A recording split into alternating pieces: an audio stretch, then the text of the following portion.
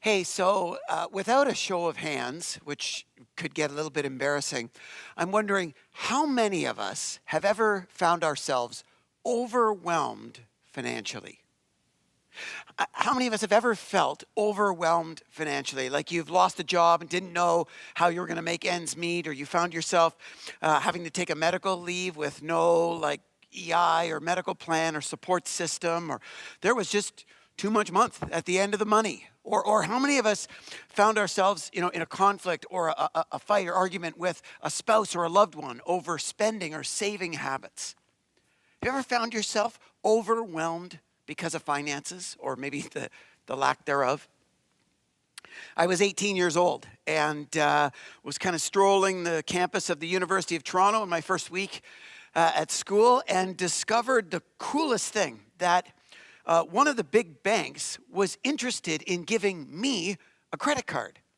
And I'd never thought about that before, so I kind of filled out the form, and a couple weeks later learned that this particular bank wanted to extend me $1,100 of credit. Well, I'd never had a credit card before, never talked to anyone about a credit card before, so I thought this was pretty cool. Started buying some things, and pretty soon realized that I'd been given $1,100 worth of free money. And not only that, not only did I have $1,100 worth of free money that I could spend on all kinds of cool stuff now that I was living in Toronto, I learned that every month, you were given this bill and you kind of had the option of whether to pay this bill or not. Because if you didn't pay this bill, at first I was kind of worried, but if you didn't pay this bill, I learned that they just tacked on the amount owing to the next month with some interest. And on and on and on it went. And so at first I would kind of make the occasional payment, whatever. But then when I kind of got sloppy and realized that you didn't have to pay and there were no, police that were going to hunt you down because you weren't paying this bill, I kind of let things slide for some time. And eventually I'd kind of amassed or pulled together a bit of a chunk of change. And I'd walk down to the local branch of the bank that this credit card was from, and I'd gone to make a deposit at the Insta-teller. And as I'd made the payment on the credit card, my credit card didn't come out. And I wasn't sure what was going on. I started pressing all these buttons and, Mayday, Mayday, Mayday, and nothing was happening. And so I went inside the branch and I was having a conversation with one of the people at the branch to find out what the problem was. And I thought, the problem obviously is with this bank machine because it swallowed my card. And they said, no, sir, the problem isn't with the bank machine. The problem is with you. That you've abused the privileges of this credit card and you now have this credit card relinquished. And I got to tell you, I walked out of there thinking, boy, I can't believe how bad of a situation I've been in financially. And it didn't even take a human being to determine how bad a shape I was in. A machine could deduce that I was upside down financially. And then I had to figure out how to quickly pay it back and where I was going to get this money from. And I remember at that time being very overwhelmed financially. At first, not even knowing that I was overwhelmed financially. I was so ignorant to it. And I'm wondering, for those of us who find ourselves overwhelmed financially, maybe even today, how does that happen? And how do you get out of it? And I think that the easy part in understanding how that happens is the math of it, when we realize that what we have and what we spend are different. Right? We get ourselves into these situations where what we spend is greater than what we have. And so the antidote to kind of figuring out, okay, what do we do with this? How do we get ourselves out of being financially overwhelmed? At first glance, is just to change this symbol to an equal sign, or ideally, a greater sign on this side, where what we have is greater than what we spend, which then leads us to the obvious next question of how do you get there? How do you get to the place, if you're spending more than you have, how do you get to the place where you're suddenly spending less than what you have? How do you get that attitude of heart that's restrictive, or even better, content and comfortable with living on enough? Well, that gets to be a little bit harder, and I think that's where the real kind of wonder of this conversation emerges, because we know the simple answers. The question is, how do we get there in our attitude of heart? And I once heard a very profound comment by an author and psychologist named Henry Cloud. He said, where maturity is low, apply external structure.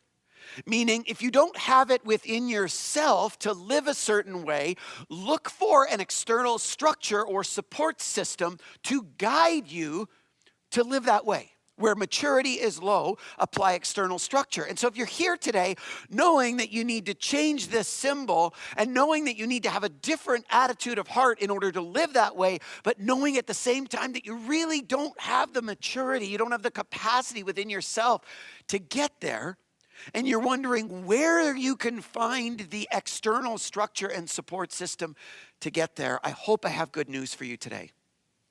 Because in the Bible, in all the conversations that God provides and that Jesus teaches on the subject of money and finances, God has actually given us an external structure and a support system to guide us into a more mature, higher capacity way to live when it comes to our finances. It begins back in the Old Testament in Leviticus chapter 27, among other places, where God says this to the people of Israel. He says there, a tithe of everything from the land, whether grain from the soil or fruit from the trees, belongs to the Lord. It is holy to the Lord. Every tithe of the herd and flock, every 10th animal that passes under the shepherd's rod will be holy to the Lord. So God's talking to the people of Israel, his special people back in the Old Testament, and he tells them to engage in this system of this behavior, this practice that he calls tithing. Tithing, to give a tithe. The word tithe literally means a tenth. And so the process of tithing is to give a tenth, ideally to give the first tenth of what you receive or collect or earn, kind of your income or your revenue, and to give it to God. Specifically, God provides some instructions of how to bring it to the temple, to bring it to the house of God. And so God's people can collect the tithes in order to do the work of God. Very similar to what we just did a few minutes ago in collecting the offering. That's the idea, collecting our tithes in modern day, in our modern day environment. But God's idea was that his people would engage in this practice, and he institutes this very early on in the Old Testament law, that his people would engage in this practice called tithing. Okay, giving a tenth of what you have over to God. Now, I'm sure that across all of our locations, the second I said that word, there were some people that bounced out of their seats, told the person beside them, whether it was their friend or spouse or someone who invited them, that they had to go to the washroom, where secretly they're walking out the back now, headed to the parking lot and headed home. There are others who are probably watching online now that are tempted to flip immediately back to the men's Olympic marathon that you were just watching before you switched over to this talk, because this is the last thing that you want to hear someone talk about in church. Now, I've talked to enough people in almost 19 years of ministry to know that the one thing that people both inside the church and especially outside the church are averse to is conversations on money, and specifically conversations about this idea of tithing. They assume that all the church wants is your money, that all pastors are going to talk about when they talk about money is tithing, because somehow there's some kind of conflict of interest kickback scheme where if more tithes come in, then the church makes more money, then the person leading the church makes more money, and on and on and on it goes, okay? I've heard all this before. I understand the distrust that people have towards church leaders when it comes to conversations about money, especially when they start on the subject of tithing. I get it. What I'm asking for you today to do is just give me a little bit of rope. Give me a few minutes to explain to you how this practice of tithing was, while originally instituted by God, intended by God to serve as a support system to advance our maturity when it comes to how we live and behave financially. Because God didn't institute tithing as a fundraising strategy. He instituted it for very different reasons, and I want to talk about some of those today. See, because the most interesting part about those verses in Leviticus chapter 27 is not the term tithe. It's not the focus on the word tithe. The most interesting language in that passage, in those verses, is the phrase belongs to the Lord. See, God didn't just want you to give a tenth of what you had over to the Lord. God wanted people to give a tenth of what belonged to the Lord. And there's a very different, perspective in there if you can track with it. In Psalm chapter 50, as an example, God says this. He says, I have no need of a bull from your stall or of goats from your pens, for every animal of the forest is mine and the cattle on 1,000 hills. God is not instituting the practice of tithing to try to raise funds because he needs them. God has no need from us financially because, biblically speaking, God, as the creator and sustainer of the universe, is already the owner of everything.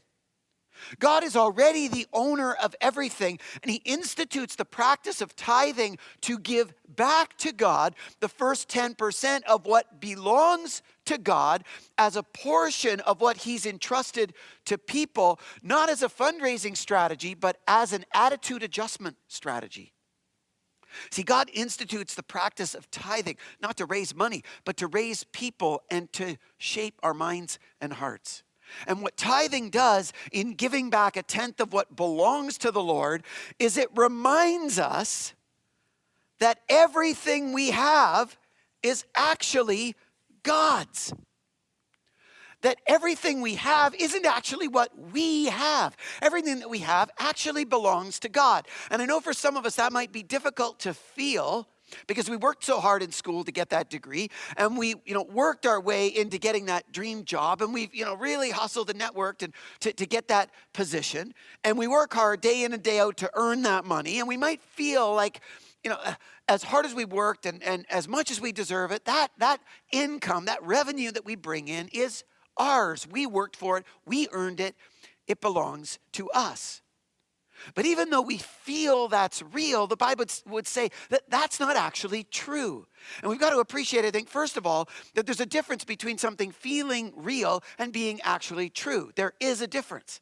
I was talking to some friends recently, and we were talking about travel. And someone was noting how often it is that people are more freaked out by air travel than by driving in cars. I've been on planes the last couple of weeks and noticed that too, that people get a little fidgety, and especially if there's a little bit of turbulence, all of a sudden they're white-knuckled on the handrails there. And a lot of people experience a far greater anxiety flying in an airplane than they do driving in a car. Well, it kind of makes you wonder why that is, because statistically speaking, your odds of getting in a car crash are about 1 in 5,000, and your odds of getting in a plane crash are about 1 in 11 million. There is, statistically speaking, a 2,200 times greater chance of you getting in a car crash than in a plane crash. You have the better odds, 2,200 times better odds of getting in a car crash than a plane crash, yet people feel safer in cars than planes. Why is that? Well, because sometimes we feel things that aren't statistically right or true. That's just the dynamic. And if you think about why that is, I would suggest that we feel things that aren't necessarily true because with what we feel is more real, there's a greater sense of control. And when it comes to driving a car, we have a greater sense of control than when we're in an airplane, so we feel more comfortable in a car than an airplane, even though we have a 2,200 times higher likelihood of crashing. In the same way, with our finances, we probably feel like these belong to us, like we're in control of our finances, when in reality, everything that we have and everything that we are belongs to God. That's true, but we don't feel it because we would feel more comfortable with that sense of control. But just because that sense of control creates a comfort that we feel is real to us doesn't necessarily make it true. And what tithing does is serves as an ongoing reminder, as kind of a mindset refresher in whatever regular rhythm you are practicing it, weekly or monthly or whatever, in whatever regular rhythm. It's a reminder that everything we have, we don't actually have or own. Everything we have actually belongs to God, and we are merely responding first and foremost by giving back to God the first portion of what belongs to him that he's allowed us to use in the time that he's given us on earth. That's the purpose of tithing. It's to adjust our attitudes around what we have so that we can appreciate that what we have, we don't actually have. It belongs to God, and we're just users of it. When that happens, then something else really cool happens, because our grip on what we have tends to loosen. We tend to treat what we have differently when we're aware that it doesn't belong to us. I saw this last weekend. My family was visiting some friends from out of town, and so we had about an hour and a half road trip. These friends lived in the KW area, and so we were doing about an hour and a half road trip, which if any of you across our locations have 3 kids and do road trips, you know exactly what that means. It means electronics. Okay, you're hoping that those batteries are charged because you're going to need them in this hour and a half drive. And it turns out that one of our kids' electronics, iPad, iPod, whatever, hadn't been charged. So it wasn't working. So, of course, they needed to use one of our phones. And so Becky had handed back her iPhone into one of the back seats of the van. But throughout the course of the drive, as we're driving along, Becky would get a phone call or she'd get a text, or we needed the Google Maps to check on the traffic or to navigate some directions or whatever. There was, 4 or 5 times where we needed the phone. And so we'd reach back, we'd say, Mom needs her phone. They'd pass up the phone. Becky would use the phone. We'd pass it back. Okay, again, guys, Mom needs her phone. Up the phone would come, pass it back, no problem. Well, fast forward the next day, I'm sitting beside another one of my kids and their electronics, and we were in the middle of watching the Olympics, and I needed to access something online, but my phone was in the basement of this house charging, so I didn't have it on me. And so I asked them, I said, can I use your whatever it was device? Can I borrow it? Because I need to go online for a minute. And they said, no, I'm playing a game. I said, I know, but I just need it for a minute. And they said, well, no, I'm in the middle of something. I said, I know, but I just need it right now. I'll give it right back. And they said, no, it's mine. And there was really no way of negotiating them out of it because they felt that this was their electronics and they weren't about to let me use it and interrupt the game that they were playing. And I thought about that after, and I thought, what's the difference? Why does, one iPad or iPod get handed back and forth so easily and the other one is held so tightly? The only difference is they were both playing games and doing all kinds of things that they wanted to do on them, and there was equal need for them by their parents.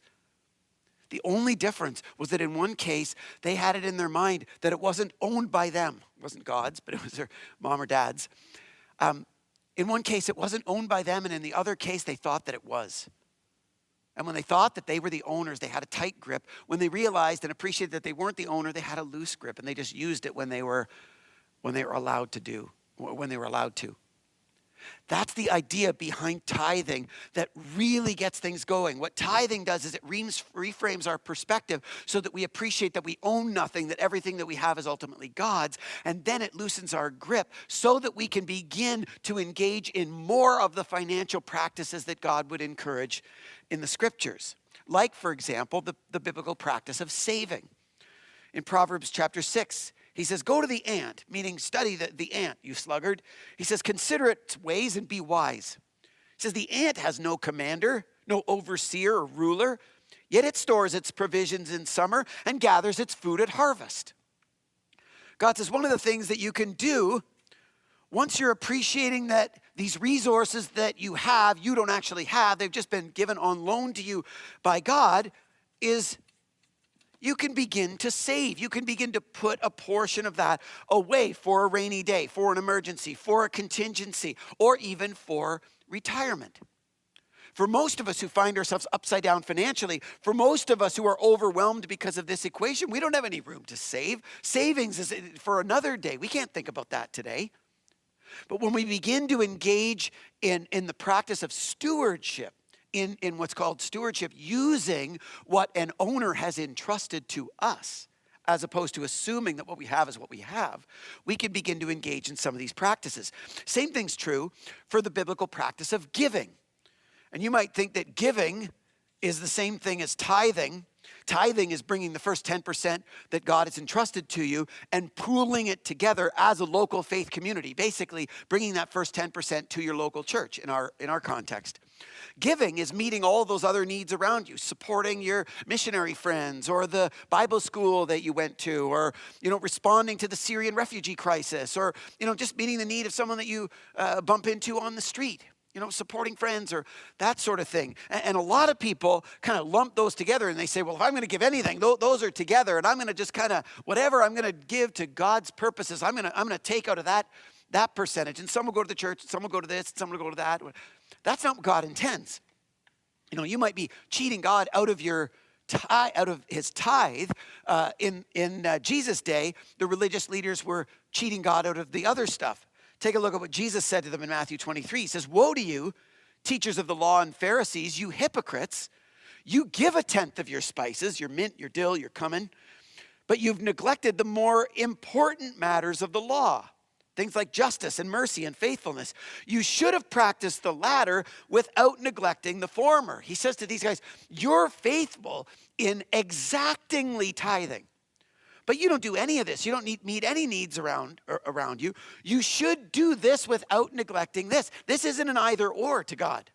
This is a both and that living as a steward can engage in, so that we're free to meet the needs around us. We're free to build up into other people and resource others who are lacking in the moment, where they most need it, because God's put us in their path and he's entrusted us with those resources to do that.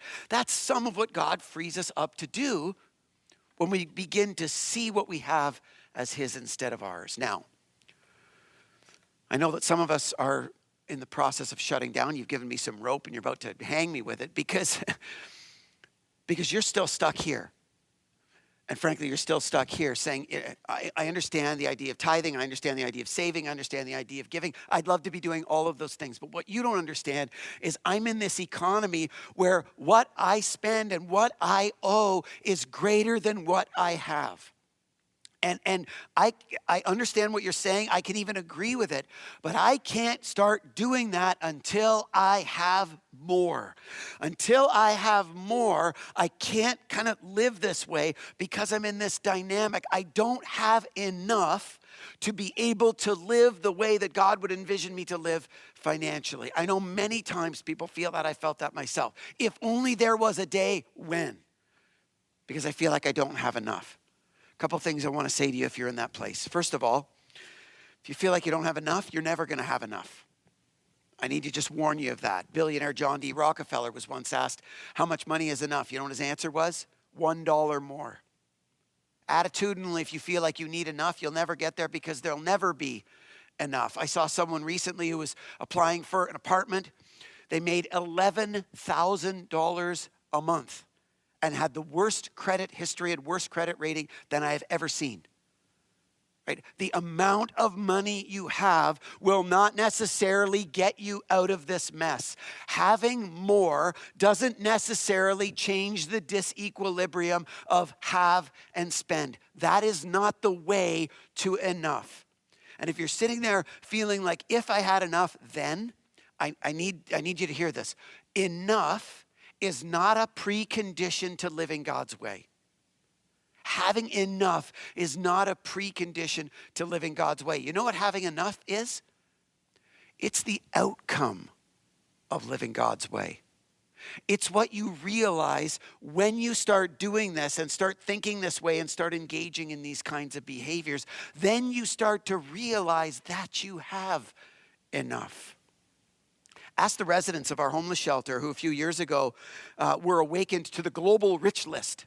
And they punched in their economics and they realized that, as low a level as they might be living around here, it might be below the statistical poverty line in the Niagara region, they were still in the top 20% of the global wealthy around the whole world. And they were so struck by that a few of our residents and former residents started to collect from other shelter residents and begin to invest that money in micro loans through Kiva to people in the third world who are entrepreneurs that wanted to start business ventures to generate revenue.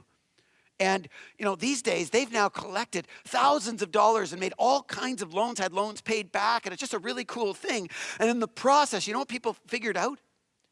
That even as homeless residents and as former homeless residents just getting back on their feet, you know what? They actually had enough to invest in other people and allow other people to get to enough. They had enough to do that even in the financial situation where they found themselves. I've seen this in my kids the last number of years. A few years ago, my kids started to generate income. They got a newspaper out, and that was around the time when Owen was about 8 years old. And so Owen and I sat down, we had this money talk, and I said, okay, son, now that you're generating some income and want to have a conversation about money. He said, I know, Dad. I said, what do you mean? He said, I already know about it. I said, what are you talking about? He said, well, give, save, spend. I said, give, save, spend. What are you talking about? That's how you handle money. Give, save, spend. I said, where'd you learn that? I never had that conversation. He said, M&S. As an aside, I thought, wow, what a win for family ministry. The vision of family ministry partnering with parents to raise kids together. I thought, wow, what a gift. Way to go, family ministry. Way to go, M&S. Phenomenal. And so we started to do that. And from the time that Owen and then he got his brother and sister involved in the paper route, ever since we've had that paper route, the first 10% goes to the M&S program in the local church. Last month or month or two ago, my brother and his wife Tracy were in Ecuador visiting our M&S compassion-sponsored kids, gave them backpacks based on the money that they'd collected through kids' contributions in M&S. Just an amazing experience. Right? 10% of our kids' paper route goes to that. Another 10% goes to our own sponsor kids, towards Edgar and Johanna, brother and sister that we sponsor and visit in Guatemala every year. And every year we've had the opportunity to pool that and to invest in some, groceries and things. And then on top of that, our kids now, with their birthday parties, every time they have birthday parties, in lieu of kind of getting birthday presents, they get their friends to bring money so that they can raise funds for birthday presents and gifts and whatever for Edgar and Johanna. And you know what they've learned over the years in doing that? In the 80% of the funds that they have left over to kind of use for junk food when they're at the arena, or the birthday presents that they get from mom and Nana and Papa and Grandma and Grandpa, they've learned that they don't need that other stuff. They've learned that they have enough.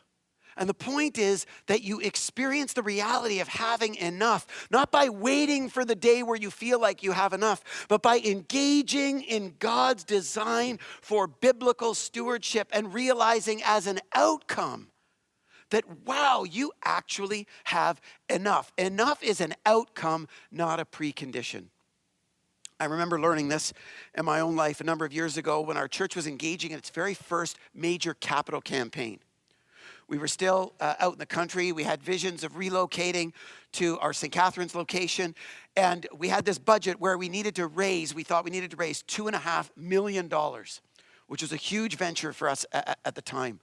And we were trying to figure out how to do that. We launched into this campaign where we invited people to make contributions and commitments over a 3-year term.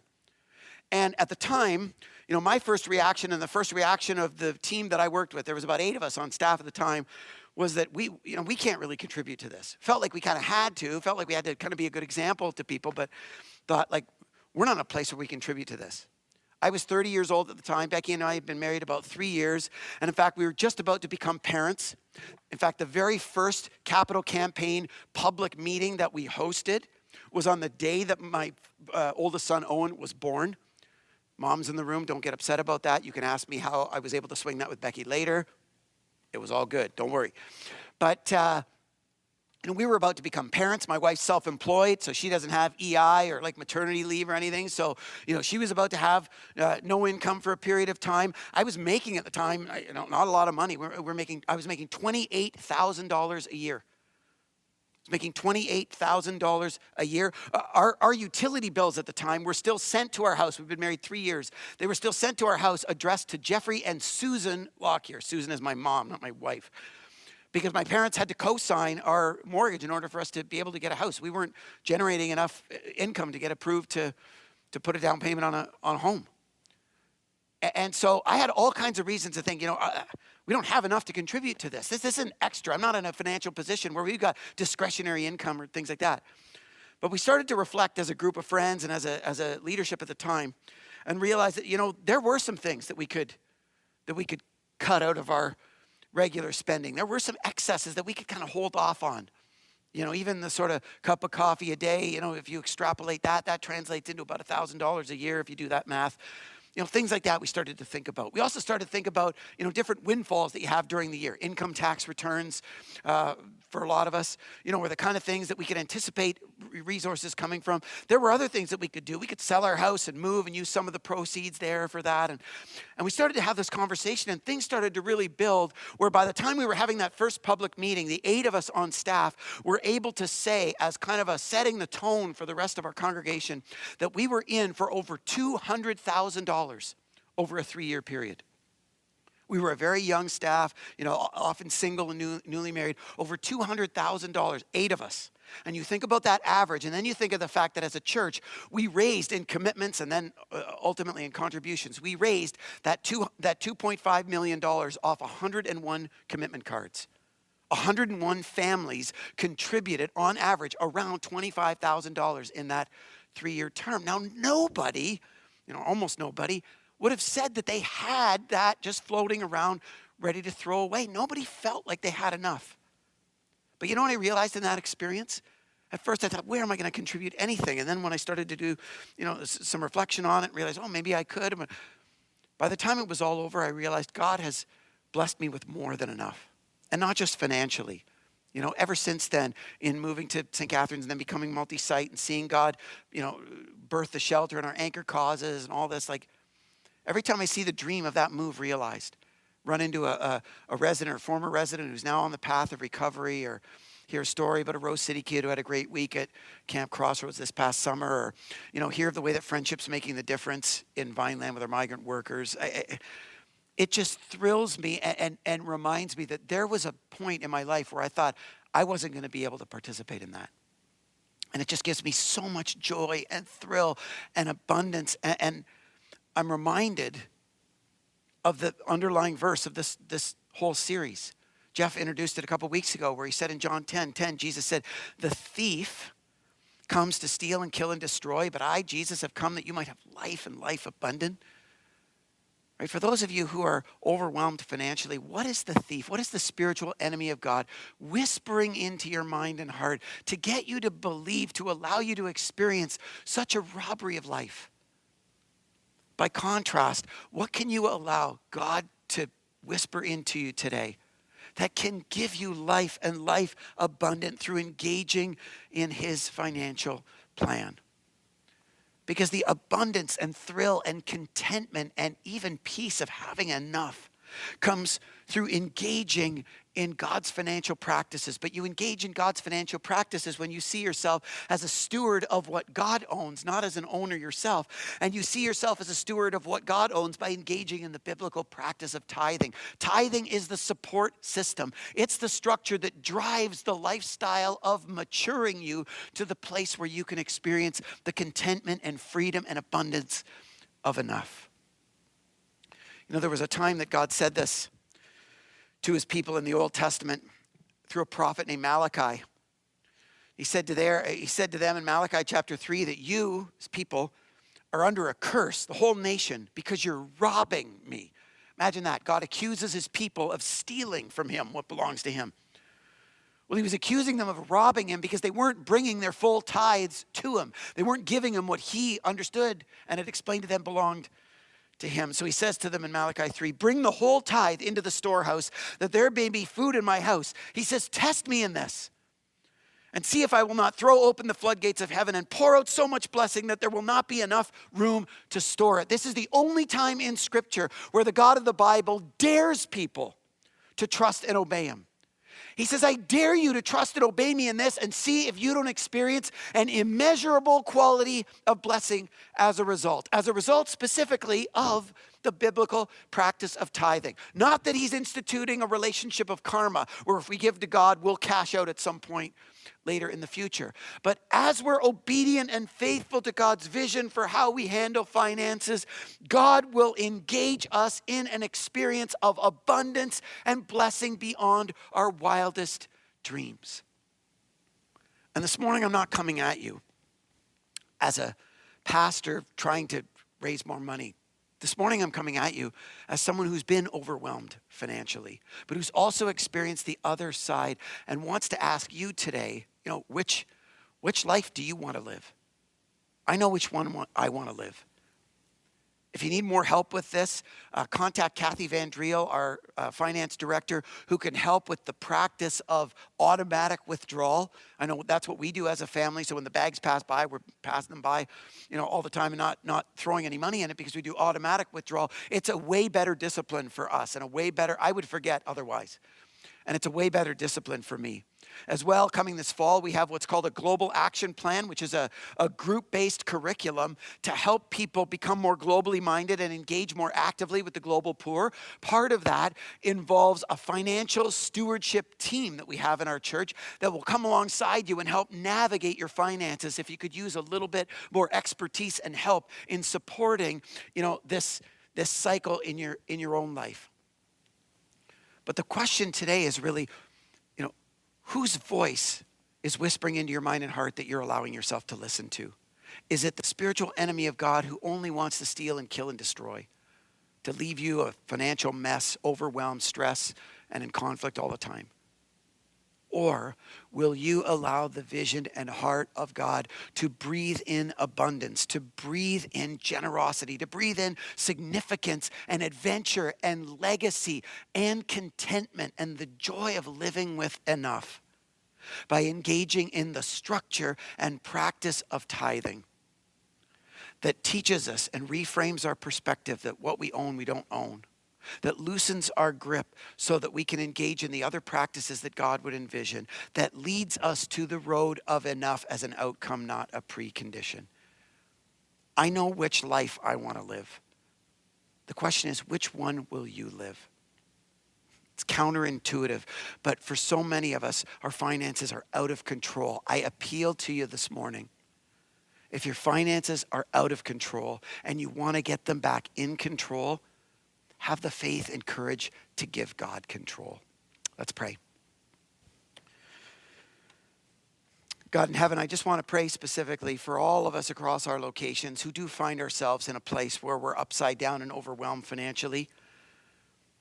Help us to hear the affirmation in our hearts that you know where we're at, that you love us and want to take care of us. Help us to reflect on the vision and the structure, the pattern that you've put in the scriptures on how finances ought to work. Open our minds to what we don't own. Open our grip to what we hold dear to. And open our lives to engage in the kind of behaviors that you have for us so that you can open us up to the freedom and abundance and fulfillment and significance and contentment of living with enough. Thanks that when we give you control, we can experience way more than we would ever feel in control ourselves. But give us the faith and courage to do that today. For Jesus' sake, we pray. Amen.